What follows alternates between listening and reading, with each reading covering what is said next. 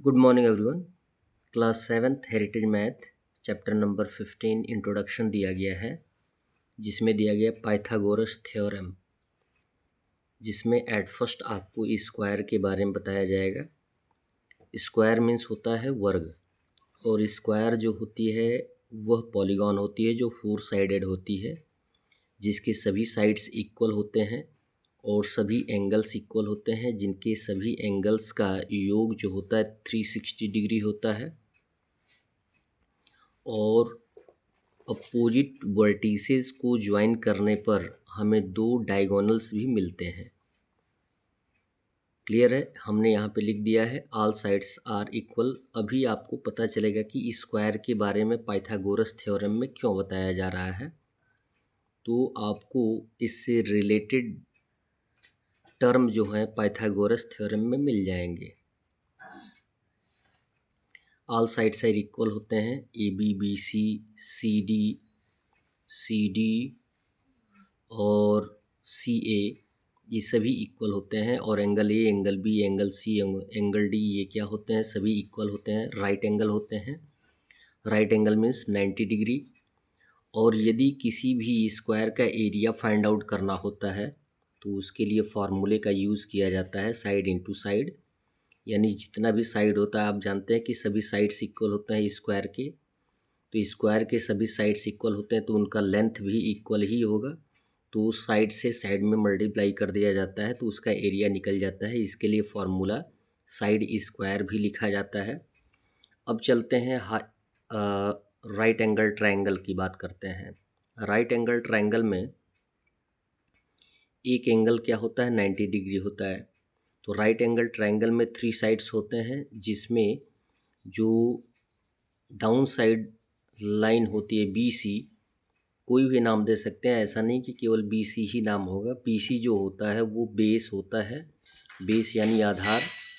और जो perpendicular line होती है जो 90 डिग्री का एंगल फ्रेम करती है उसको हम बोलते हैं परपेंडिकुलर।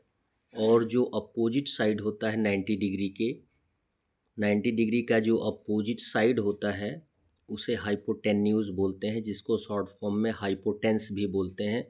बेस मीन्स होता है आधार, परपेंडिकुलर मीन्स होता है लंब, और हाइपोटेंस मीन्स होता है कर्ण।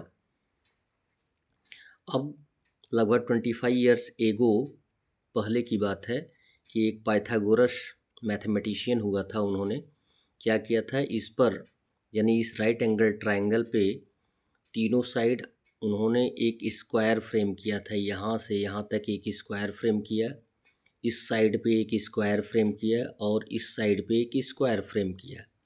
तो उन्होंने पाया कि जो परपेंडिकुलर है और बेस है, इन दोनों के स्क्वायर का योग जो है, योग मतलब प्लस, योग यानी इन दोनों के स्क्वायर का योग जो है वो हाइपोटेंस की स्क्वायर के योग के इक्वल था। तो उसी पे उन्होंने एक फार्मूला बना दिया कि ए सी का स्क्वायर जो होगा वो इक्वल होगा किसके?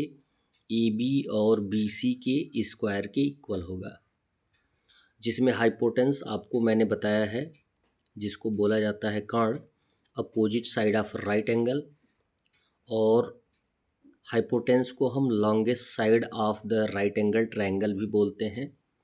पाइथागोरस थ्योरम में आपको बताया गया कि हाइपोटेंस यदि फाइंड आउट करना होता है तो हाइपोटेंस का स्क्वायर जो होता है वो परपेंडिकुलर के स्क्वायर के और बेस के स्क्वायर के योग के इक्वल होता है।